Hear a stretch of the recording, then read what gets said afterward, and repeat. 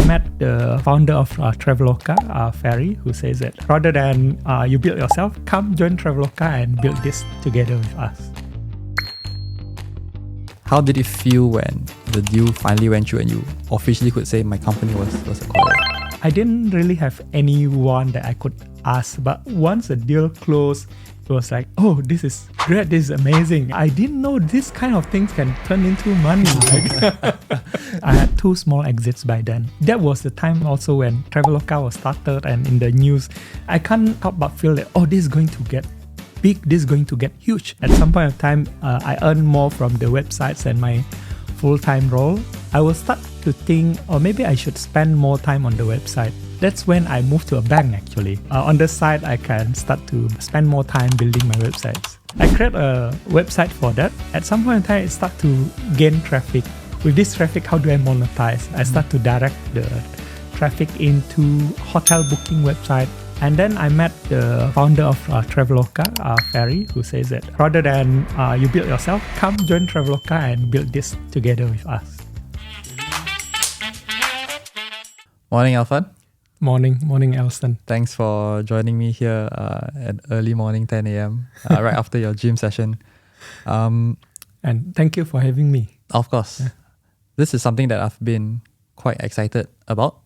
I think quite naturally as well, over the last few months or even years as we were chatting, every time we met up, always managed to get a lot of insights from your perspective. I think also because I relate a little bit more to you since you were a personal founder before moving into like a tech executive. So a lot of the things that you shared felt very relatable and genuine to me. Even, yesterday when we were catching up over coffee, things like creating a website and doing A/B experiments on web analytics was something that was very real and relatable. So I thought that this could be a very interesting format to just share that knowledge.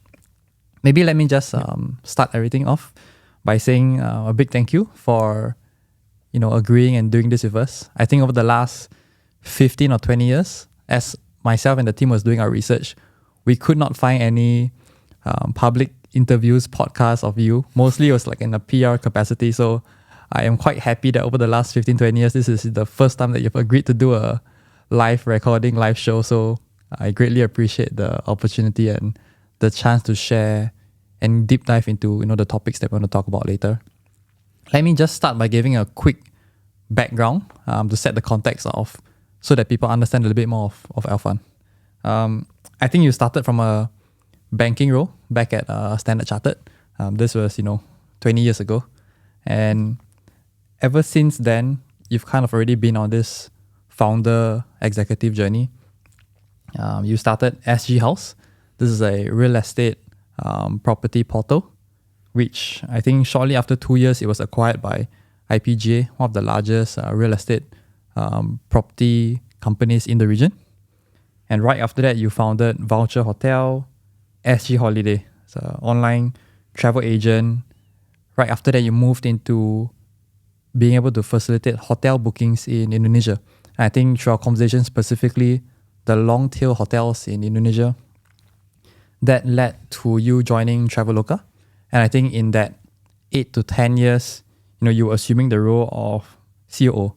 And for most of us who, maybe other parts of the world who are not familiar with Traveloka, these are the rare few unicorns in Southeast Asia. Raised more than $1 billion. I think from what I saw, revenue was over $300-400 million. They had a 40 million MAU, available in 6 key markets. So in terms of tech company in the region, this is one of the top 3, if not top 5 most prominent companies in the space. Most recently, you started RevScaler, which is like a concept where you acquire and you supercharge enterprise SaaS businesses. So really, really a lot to dive in here. And I think this 30-second summary does not do justice to the 20-year career. So I want to start by asking you a question. If someone had to describe who Alfan was, how would you describe yourself? Wow. Thank you, Alston. And that's a very interesting question. Never really thought about that. Alfan. So actually, just a bit of a addition. So I started my journey not in a bank. Actually, I started as a lecturer in Brunei, Darussalam. No way. Yeah. Okay. So I've been changing into many different roles in many different organizations. So it's a bit hard to describe, maybe except I would say being very curious, being very adaptive, always exploring what can be done better. I did not know about the lecturer phase of your life. Tell me more about how did that happen? What do you do? What were you teaching? I was studying in Malaysia, actually. I studied in Malaysia for computer science. And right after I finished my study, there was a recruiter from Brunei for a computer school that headhunted to Malaysia and get me to this computer school in Brunei. I teach diploma and advanced diploma for computer science, teaching the programming and database. Wow. And how long was that for? That was only for 1 year. Okay. After that, actually, I moved to Singapore. I did insurance agent. I was in MLM once. Didn't really do very well. Back to programming. What made you decide to take up the lecturer role? Like, is this aspect of, learning, sharing, like you said, curiosity, diving into the academic realm, something that you've always been interested in? Yeah, I always enjoy teaching, actually. So since my study years, I always take up like the chance to be a tutor, whether it's paid or not. So that's something that I always enjoy.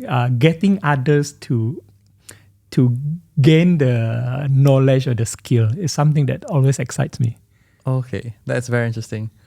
So you started then, and you mentioned shortly after you moved to Singapore, and that's where, SG House really started. Maybe before, I'm trying to connect the dots, right?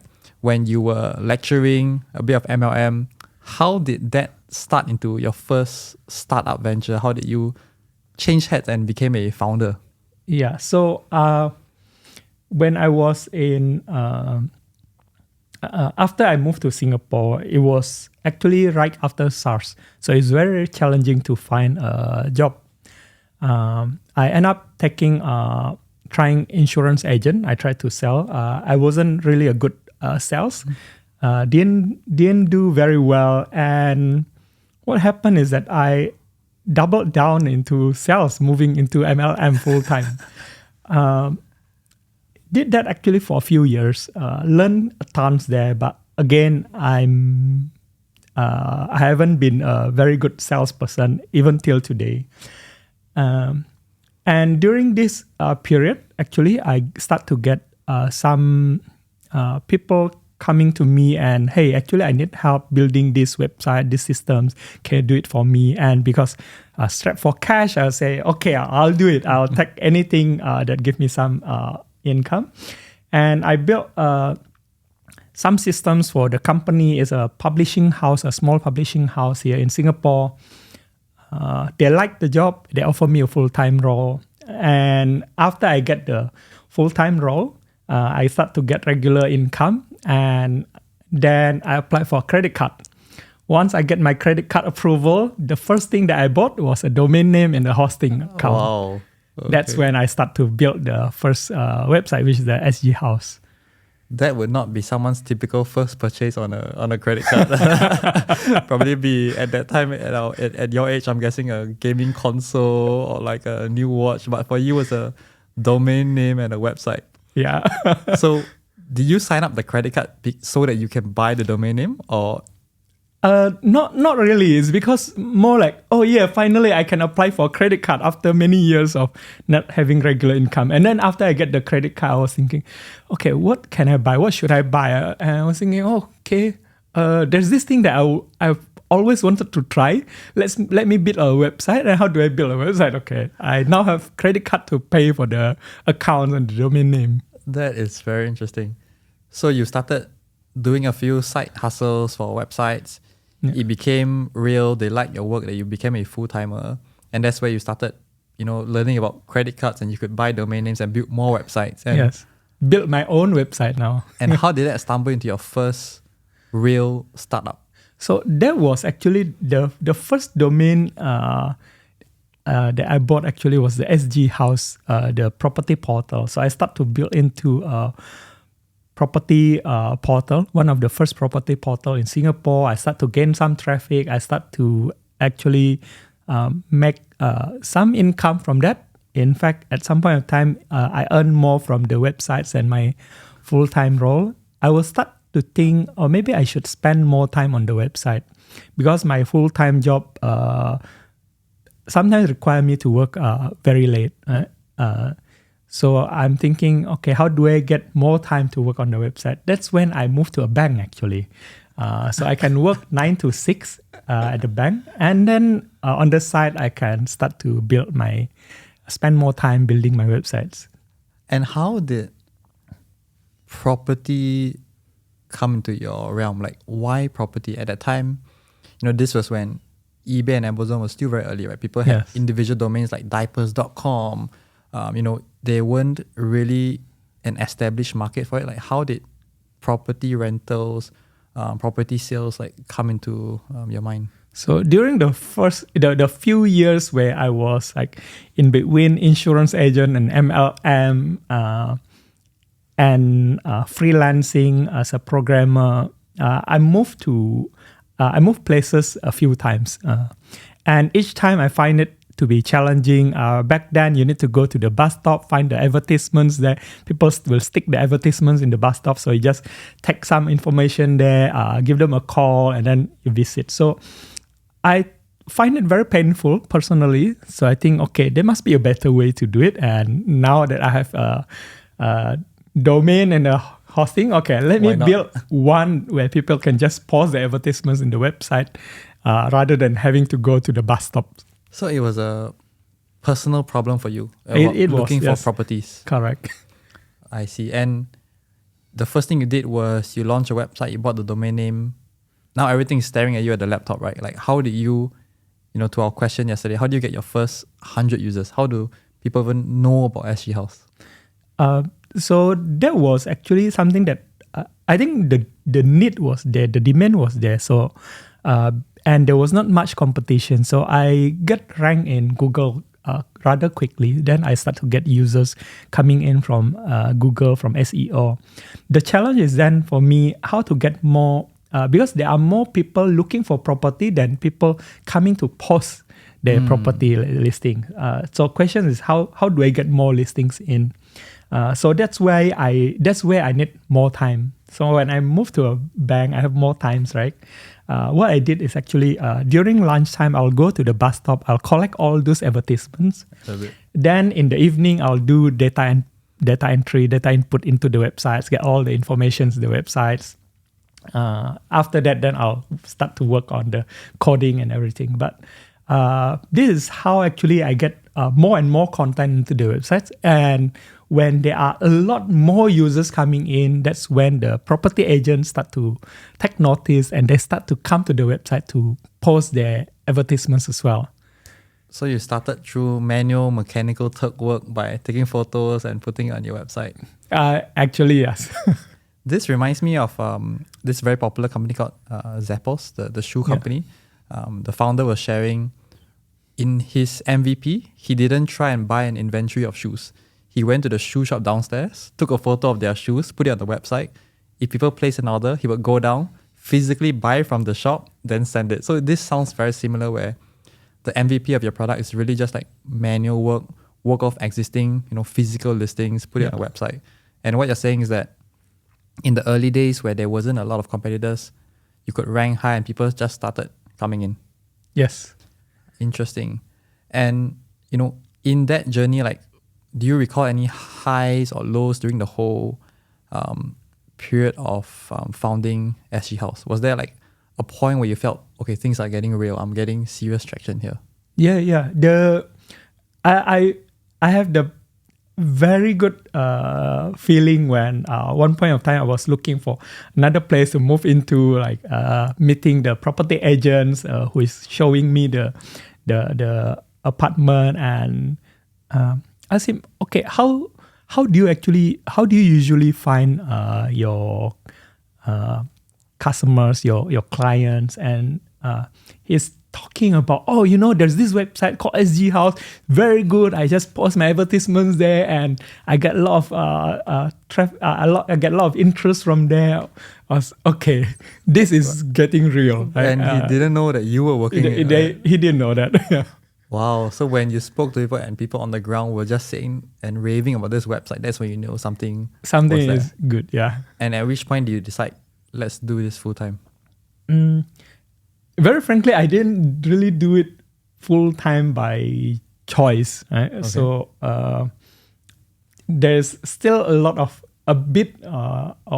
trauma from the period where I didn't have regular income. So I didn't make it full time until at some point in time I had to leave Singapore, go back to my hometown because of family reasons. And there I decided, okay, let me really spend my time building up the websites, and which actually a few months after that, there's interest coming in from the iProperty group, and they would like to bring SG House into their network, into their group. And how does that conversation start? Do you just receive a random email? Did someone find you on the street? How does someone get in touch with you when even the property agent didn't know that you were the founder of SG House? So actually, when iProperty was just starting, we were in touch. Actually, the founder were in Singapore, and we had conversations.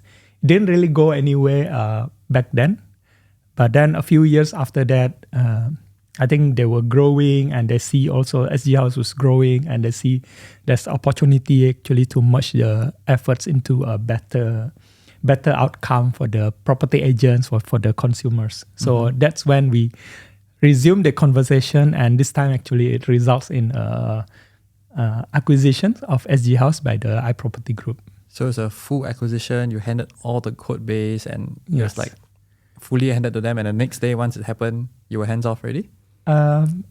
I was still involved for 1 year. On a part-time basis, just making sure everything is running, making sure that the transition is working well. And but there was very minimum involvement. Do you recall what it felt like when the deal was closed? Like finally, because you said, I'm pretty sure you tried many, many different attempts, right? I'm sure maybe property was the first, but maybe you've tried many different other industries. You were doing sales, you were in a bank. Like, how did it feel when the deal finally went through and you officially could say my company was acquired? It was amazing feeling. During the acquisition process, actually, I wasn't very sure because I didn't really have anyone that I could ask about. I didn't have a mentor. I didn't have anyone in the tech industry or in the real estate property industry that I can talk with. So everything I tried to gain the knowledge myself. So it was, I wasn't very certain, but once the deal closed, it was like, oh, this is great, this is amazing. And that's when also when people around me is like, oh, I didn't know this kind of things can turn into money. Like, this is what they call, like, back in the days, magic internet money. Like, how do you create a website and sell it? It's interesting that you mentioned you didn't have anyone to ask. Like, was there no influencers around you who were founders who had done acquisition deals? Like, how does one go about that journey of knowing how to negotiate a acquisition, negotiate the terms, equity structure? Like, how do you navigate all that when you had no external references? I didn't actually, and I think I tried to do a lot of learning, study from the internet itself, but it is something that now on hindsight I realize that I should have been more proactive in looking for a mentor, looking for someone to guide. I didn't know back then, like the whole process, the whole thing. I had some help here and there, but not really in the capacity of a mentor. Well, so you figured all that by yourself. The reason I asked that is because as we were doing our research, we even found out that maybe 11, 12 years ago, you were asking such questions on Quora. I don't know if you recall, we found a profile of you on Quora. You were asking about, hey, how do founders do equity split? And I guess that was a signal that you were really trying to seek out online information where at that time there was no one you could ask. There's no LinkedIn message that you could quickly ask someone. There's no like podcast that you could quickly listen. So that was really just you seeking out information from the internet and making decisions on the fly. Exactly, true. And also after that acquisitions, I found there's this founder institute that came in town to Jakarta, and I was one of the earlier batch there, also trying to learn about the ecosystem, about how the tech ecosystem works. And that Quora post that you did, I think it was a very hot topic because I saw that it was like a thread of 30, 40 different messages. So it sounds like back in that day, it was really very difficult to get access to such information because it was a global network of people asking random strangers on the internet, hey, how do you do equity split, right? So that really puts things into context. When founders say they're doing an acquisition deal or what right now, there's so much public references, but 10, 12 years ago, it's either you believe this anonymous person on the internet or you really make decisions on your fly, right? So after that was acquired, you went back to Indonesia. Walk us through like how did Voucher Hotel, how did Singapore Holiday come about? Like how did travel and hotel suddenly popped up on your radar now? Yeah, so when I went back to Indonesia, actually I started a few websites. Some didn't work out. Like for example, I had a stock trading community, right, where people can share information, tips, and so on. It didn't really work out. Mm-hmm. There's one website I started which is about a holiday, about travel. So because I just came back from Singapore after living in Singapore for a few years, then people in Indonesia, friends, family asking, hey, I want to go to Singapore, where should I go, what should I do, and so on. So I created a website for that, and then at some point in time it started to gain traffic, right? And that's when this seems to be interesting. I put in more efforts building more content there, and with that content it started to gather more and more traffic, and I see then now with this traffic, how do I monetize? I start to direct the traffic into a hotel booking website, and for the affiliate revenue, for affiliate earning income. And with that, I actually start to see good income coming from there. And after running it for about, I think 2 years, there's an interest from an investor. They would like to acquire the website. So I sold the websites. And I start to think, if I can make quite sizable sum from redirecting traffic to a hotel booking site, why not I build a hotel booking site instead? That's when I built the next one, which is a Voucher Hotel itself. Yeah. So the Voucher Hotel is a hotel booking website for Indonesia, for Indonesian, whether they're traveling domestically or overseas. And I ran that for about 1 year, get good traffic also. I kind of back then I start to get a sense about how to bring traffic from Google's and through SEO, SEM. So I get good traffic. I start to have a lot of transactions coming in. And then I met the founder of Traveloka, Ferry, who says that rather than you build yourself, come join Traveloka and build this together with us. Okay, there's a lot to unpack there.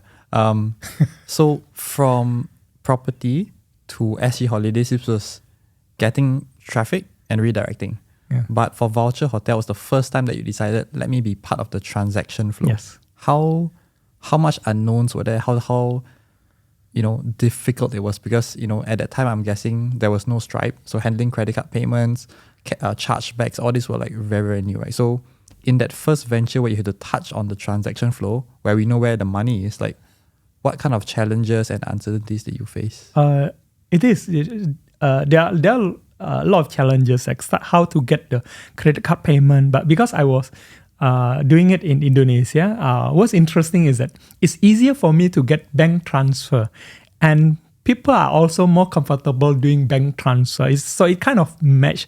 Most of my transaction was bank transfer actually in It's not Indonesia. even an escrow, it's direct bank transfer. Direct bank transfer to me. So in a way, it's easier, quite straightforward. The challenging part actually is in handling customer service, because I was doing this hotel booking. So I started to, that was when I experienced during New Year Eve, people is saying, hey, I can't check into my hotel room. What's going on? I have to call to the hotel. I have to call actually quite a lot of people to get the problem settled. So there's a lot of anxieties, but it was also pretty fun. So the busiest period for you is public holidays, where it's supposed to be more relaxing for you, but actually it's the most stressful for you. Yes. And at that time, you scaled into a team. You had people taking calls for you, or yeah, I had people taking calls for me. But during the New Year itself, also I can't ask them to work. So I actually did pick up the phone calls, everything myself. I did the back then we still had to do the voucher issuance manually. So when people do bank transfer, then actually we give them a unique code. That they can claim to create the codes and everything, do it manually. So I did that myself as well. And how do you get the hotels on board? Like, you had to explain to them this whole new payment system. They need to, like, do you have to build a hotel portal for them? Like, how do you convince hotels to, accept bookings from this unknown source called the internet? And I'm guessing 10, 11 years ago, there was still a lot of uncertainty and trust issues, right? How do you bring on board the hotels? Yeah, so this is actually where I kind of learned about this supply demand. There's often when you build a marketplace, there's always a question about, do you build the supply side first, the demand side first? And in this situation, I learned that, okay, I need to solve this, and rather than solving both sides at once, which will be very expensive and at the same time not very effective also. So I decided to solve on the creating demand first. So for the supply, I get from wholesalers. There are actually a few of the distributors of hotels actually that can just connect through API. Mm-hmm. And using that inventory, using that API to gather demand. So you would take payment from the users, but the inventory is actually still dependent on the wholesaler. Yes. So there's another link of communication that you then have to maintain there. So if someone complains to you, you receive the complaint, you have to feedback to the wholesaler has to feedback to the hotel and then get back to you. Yes. And if I'm on a Christmas Eve and waiting for my hotel, like, I will be very, very angry waiting for this, right? Yes. What was the, do you remember, with every startup, there's always a memorable outage day or something. Like, how busy or like how bad did any time, the system break where it really tested the company? It was during New Year Eve, where actually I remember back then I had like tons of bookings on that day, which a lot to handle for a person. When the team is on holiday and all this, and I think there's about 5 failed bookings where the hotels couldn't check in the customers. So I had to call in our provider. I had to call the hotel. I had to call the customer, try to actually solve the problems from a distance away, right? Mm-hmm. And that was really testing time for Voucher Hotel. Mm-hmm. Yeah.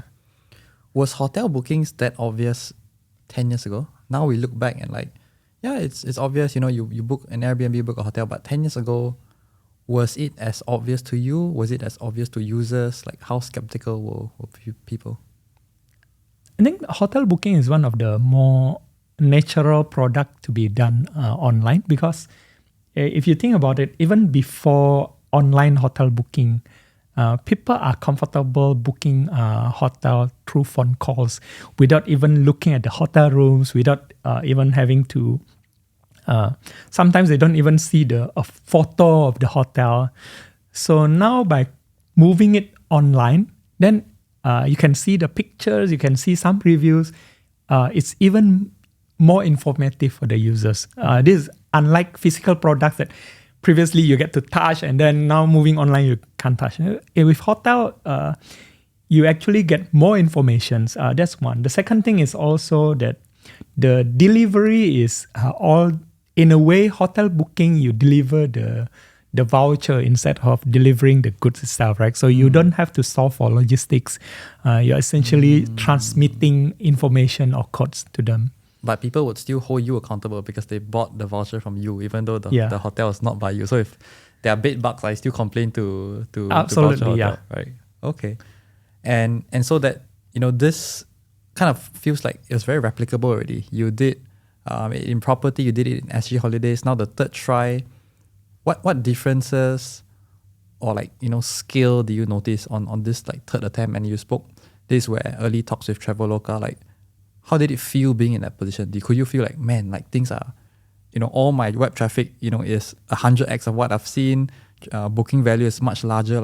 How did that scale feel? It was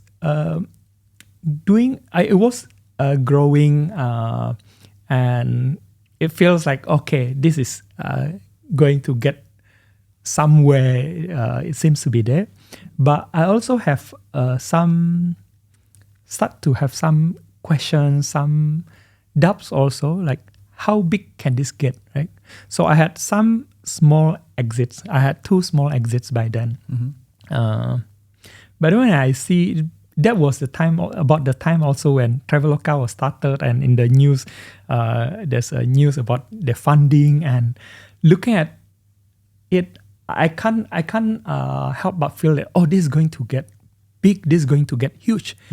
And I was, how do I get from where I was, kind of a small mini success, to Traveloka kind of success? Yeah. So I'm very curious about what's the difference. How do I get there? Okay. And when I get to meet Traveloka founder, there was a time I was thinking, okay, this is my chance to learn how the big boys do it. Traveloka back then was still very small, right? But still, I can't help but feel I want to learn how this guy is doing it. How did that conversation with the initial founders of Traveloka, how did it play out? Where did this happen? How did they reach out to you? So through a common friend, actually, who introduced us, and we met a few times, and there was conversations about potentially me joining Traveloka. But then I still didn't know what I'll do, actually. We had many conversations about marketing, about SEO, SEMs. My friend actually was the CMO actually in the company who introduced us. And I was thinking, okay, I don't know where this will go. Maybe they'll ask me to join in, coming in as to manage SEM, which I'll be happy to do also. What was interesting is that when after a few meetings, Ferry made me an offer. It was to start a hotel booking business. Back then, Traveloka was only flight, so I started a hotel booking business in Traveloka. I was, okay, let's do that. Okay, so at that time, it was only flights, and they said, why don't you come in and build out a second vertical? Yeah. And at that point, how credible was Traveloka? Like you said, this is a startup, and back in that days, tech startups weren't very popular, right? Maybe if you told your family, they'd be like, well, what's this thing that you're doing here? Like, what's this booking on the internet, like magic money about, right? So like, how sure were you that this is the right move to make? I was actually quite sure. So I didn't have that burden of, is this going to be a scam or what? Because my whole journey has been a lot of ups and downs. Like, it's not like this is the first time I'm taking a risk. So what was clear to me is that these guys that I was talking with are very smart, seems to know what they are doing.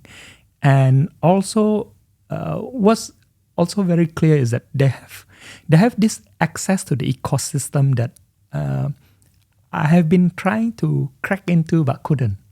The ecosystem being The VC, tech, the fundraising. VC funding, the mentorship, Okay. guides. And that was kind of the next step you feel to hit scale. Yes.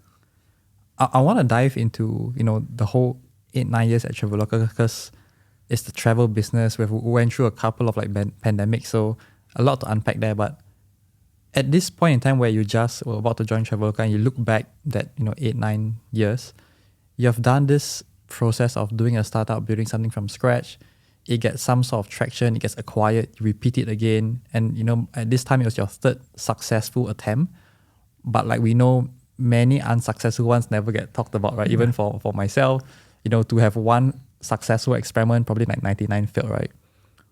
Why do you think you were wired or built this way? Like willing to go head on something that's unproven, iterate fast, learn how to close the deal and then move on. Like where do you think this came from a characteristics point of view? I think there are a few factors here, right? One is that I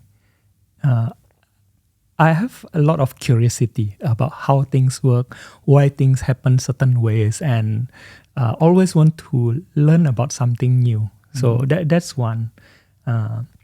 The second thing is that I'm rather an optimist that I feel that I can get it to work. I can make it happen.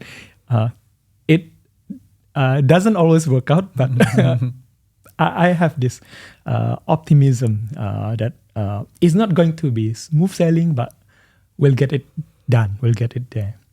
And I think the third thing is also very important. I mentioned about my experience earlier in the MLM. That was really tough time for me. Like I would have no income for a long time. I would have time where actually I don't have money at all, even for a meal. And this one is very important because it gives me a baseline to think, okay, if that was the worst, which wasn't feel that bad after all, what could go wrong? So it gives me that courage to, okay, I can try. Of course, after a while, when you start to have family and kids and all that, the baseline changed a little bit.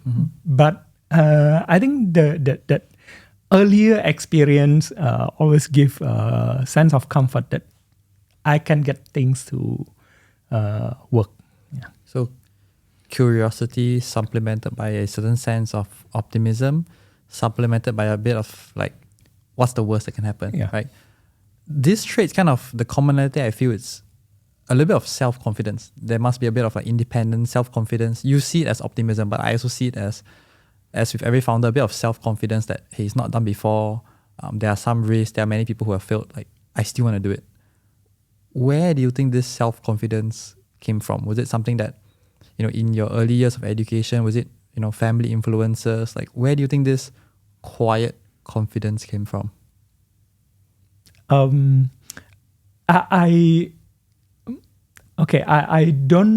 not sure actually how is this linked, but I think my earliest sense of confidence came a lot of credit to my secondary school maths teacher, which actually built my confidence in mathematics. So during my school time, I was doing pretty well in mathematics. Not any other subjects, but mathematics. I joined some of the mathematics competitions, Olympiads, and all this, and did pretty well. And that gave me the confidence that actually I'm okay. I'm not bad. And from that, actually, I built up this capability. Okay, I want to do programming. I think I can do it. I want to build a website. I think I can do it. I see. So it's actually from school, and the kind of you got some positive signals that, grades were good, you were invited to competitions, and from that basis, led you to, computer science, startups. Yeah. Okay. Not always working out, right? For example, I have confidence.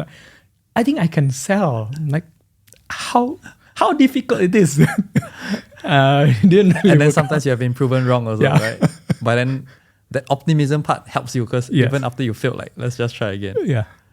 Okay, that's very interesting. And, as you went to Traveloka, that was the time where I think Indonesia as a country was on a rise. Tech industry was on rise. That's also, in Silicon Valley, the birth of the Googles and the YouTube, and it was reflective in Southeast Asia. How was that journey like in Traveloka? Maybe more of like the first 2-3 years, where I think most things would probably be this like exponential growth where suddenly there's a wide adoption of internet. The fact that you could suddenly now secure a hotel before visiting, that was like a game changer, right? Like, how was that early few 2-3 years like at Traveloka? It was very, very exciting. Like when we first launched hotel, the adoption was far faster than I had expected or anticipated. Helped a lot by the trend back then. It was right the time when mobile adoption actually takes off very quickly, very significantly. And Traveloka did, I think, make very good decisions actually to focus on mobile first back then. And it results until, I think, till today where majority of Traveloka transactions happen on mobile. Right? And with that, there's a lot of excitement in the team. Like the first year has been very, very, very enjoyable because we are in the one small room. Everyone can shout to each other in one, like in the whole room. And after that, when we start to gain traction, we start to build a hotel supply. Talking with hotels has become increasingly different. So initially, when we first talk to hotels, we'll say, I know there are these players in the market. You get your transaction from them, but give us a chance. Like, we are local players. Give us a chance. Maybe we are here to help, to support. And then the hotel will say, yeah, okay, we'll help you until and also even in the very early days, I remember before we launched a hotel, Traveloka wasn't very popular yet back then. I talked with some people in the industry to try to gain knowledge, and some will not want to meet me, some may want to meet me, and so on. Which is very different after like we launched for 2 years, and Traveloka is suddenly a very well-known name in the industry, and everyone wants to talk with Traveloka. Yep. So the journey has been, it's very hard to summarize, but it's very packed. Everything happened inside. Like all the challenges happened there, all the excitement happened there, all the problems that comes that we need to solve quickly happens there. And that give, I think for me, it also accelerates my own learning because I was coming from a single person team, borrowing team members from everyone, to suddenly leading a large team. I also had to learn very quickly to catch up, how to manage the team this size, how to manage a team that's very capable. So every day I look at how can I accelerate my own learning so I don't become a bottleneck to my team. One struggle that I'm trying to learn also is when we start out as the initial founders, we do everything ourselves. We do everything by our own timeline. We want to do it now, we do it now. We want to change this pixel, we can do it now.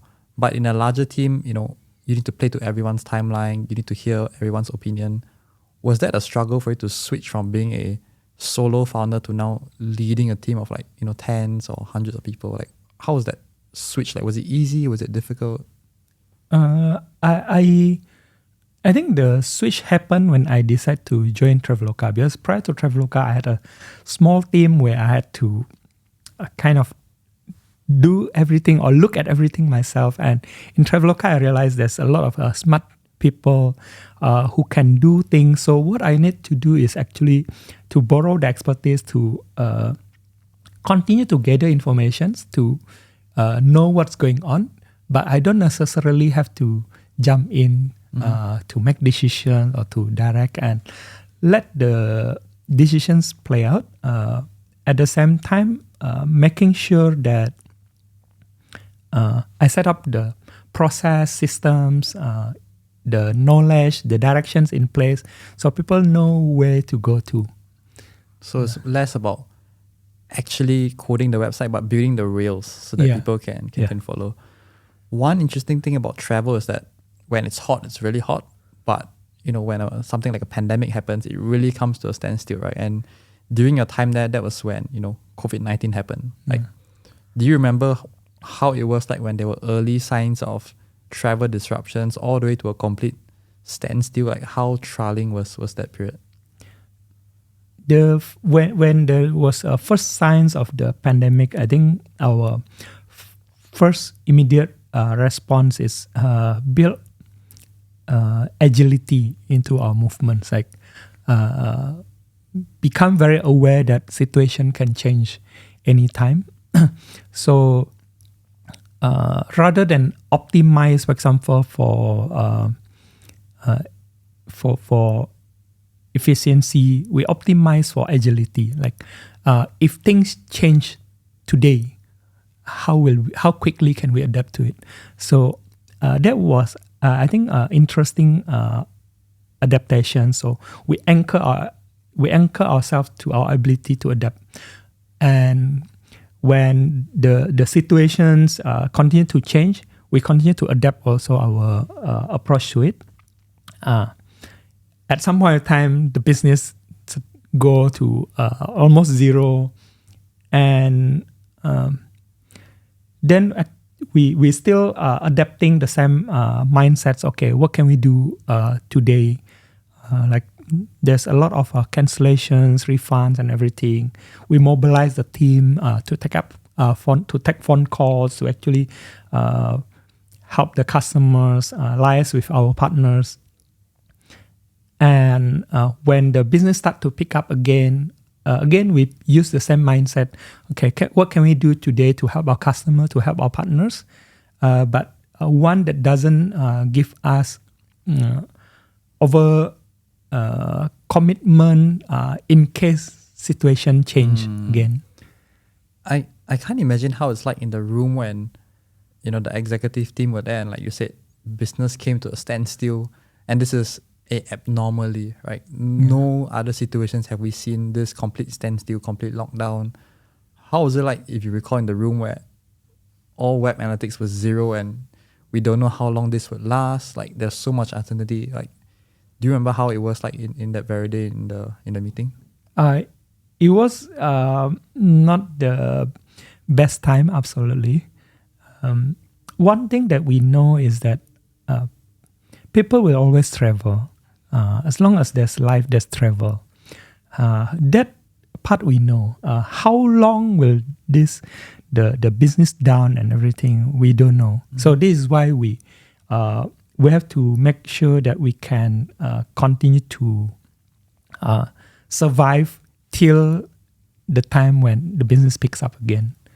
And were there any small experiments that you guys tried during that period? For example, at Airbnb, they tried domestic travel. At a few other traveling sites, they did like live stream of like iconic sites. Like, do you recall any small experiments? We did a lot of that. Yeah, we did live stream. Actually, we did live stream. We did. We're saying, okay, people still want to dine out, but they can't now. What if instead of staying in hotel room and maybe get food, we reverse that. We say that you can dine in the room and get free stay. I see. we are doing a lot of the staycations, like people stay in their own cities. We actually also participate to help the whole society recover. Like Traveloka did few vaccinations, support a few vaccination programs, COVID vaccination programs also during the period. Look into gathering like donations for food for the needy who couldn't actually get income during the period also.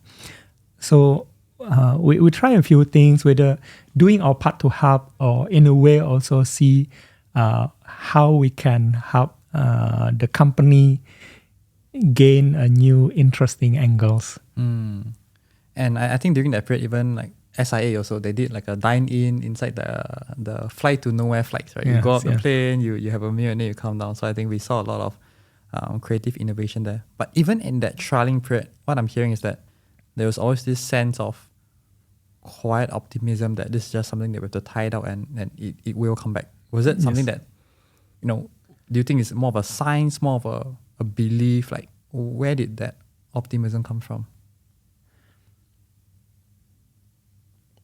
Actually, I don't know how to answer that. I feel that's very natural. That's almost a given that like the travel recovery is almost a given. Even in whatever scenarios, as long as there's a life, there's a human being, people will seek to travel. We know that that has been the way for thousands and years and will continue to be in the future. So there was just a sentiment at the back of everyone's mind that, hey, this is really just a temporary thing and we'll get back to business right after. Yeah.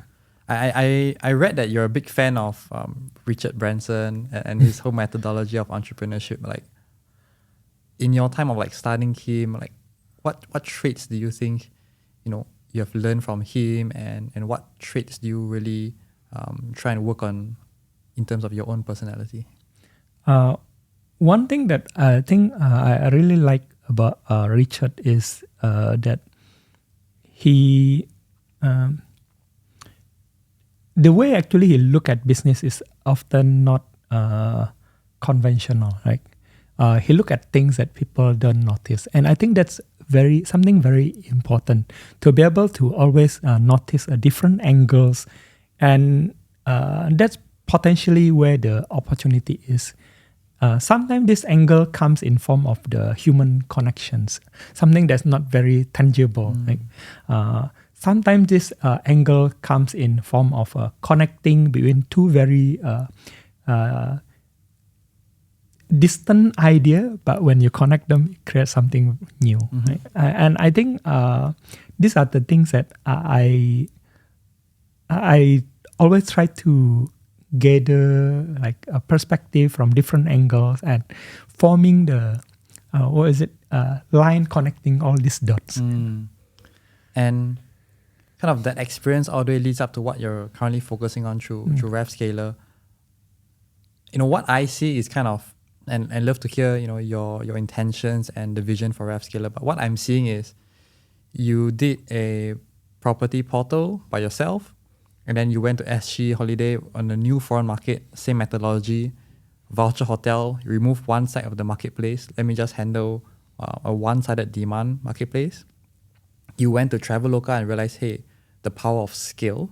But all this is industry specific. And right now at RevScaler, maybe less being focused on travel or transportation, but you've kind of understood the levers, the mental models, the modes, the systems that you can scale any businesses. Right? Yeah. That's, from my perspective, this very natural progression for what I'm seeing the RevScaler. Like, help me understand from your perspective, how did RevScaler come about and how was it like a natural progression for you?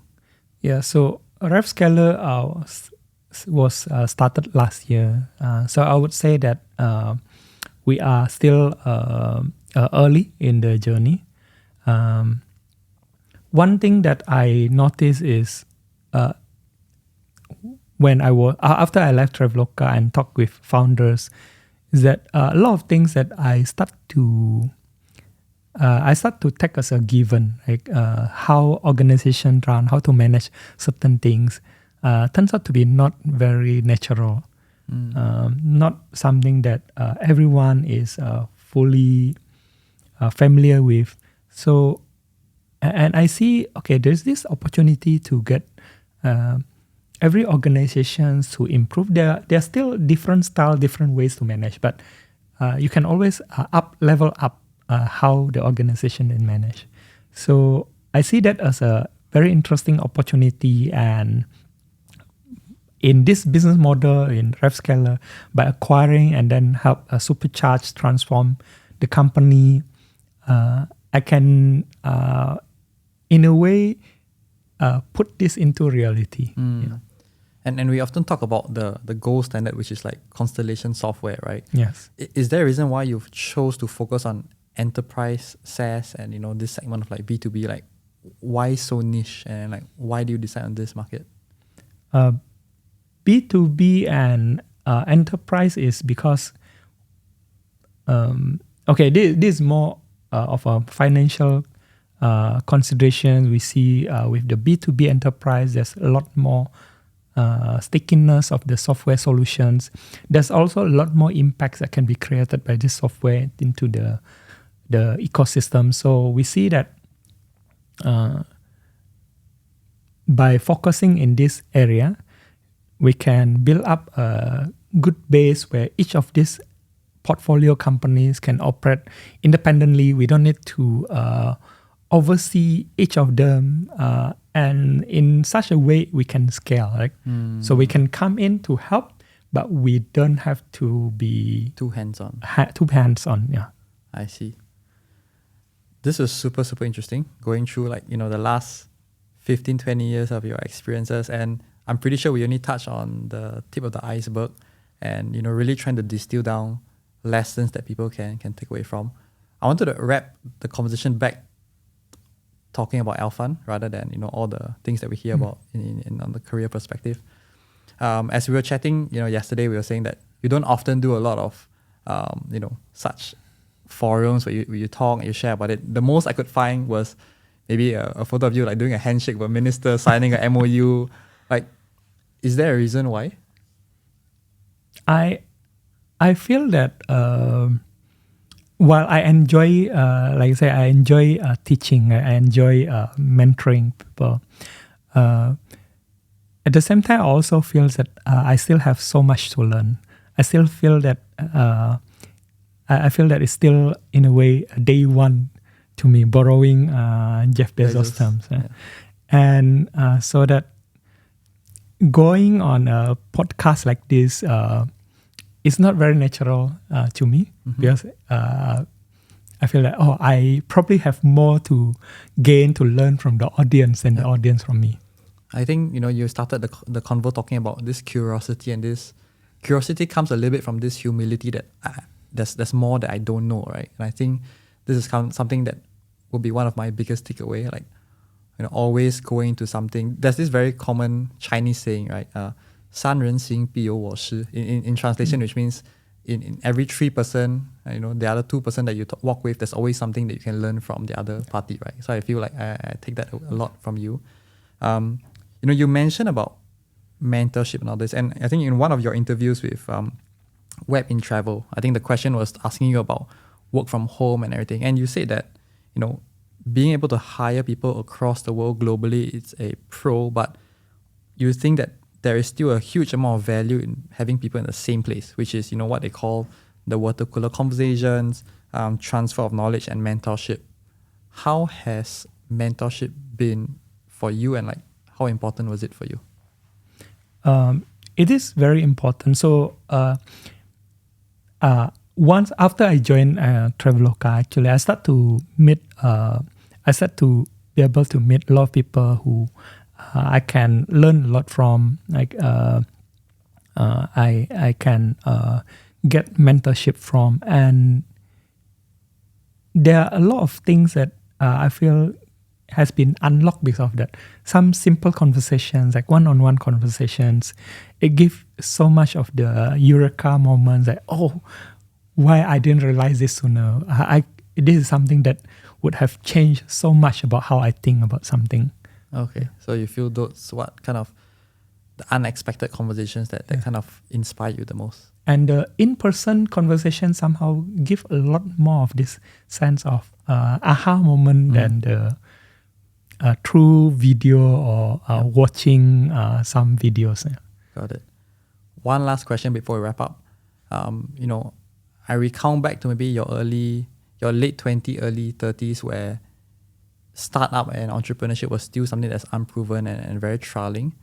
If you had to go back, to tell that 29-year-old, 30-year-old Alfan, given what you've learned so far, what would be this advice or feedback that you'll tell the 30-year-old Alfan back then?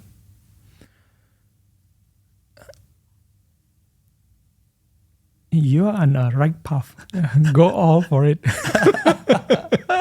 If not, thank you so much, Alfan, for your time. This has been super, super interesting. And, like I mentioned, super honored to be able to have this opportunity to, speak with you candidly about your past experience. You said that it's not something that's very natural to you, and you feel that there's a lot more you can learn. But even for myself, like speaking with you on the podcast, offline, I feel like I've attended a couple of MBA courses already. So definitely thank you for sharing your knowledge. Thank you so much, Alfan. Okay. Thanks, Alfan. Very much appreciated. Thank you. All right.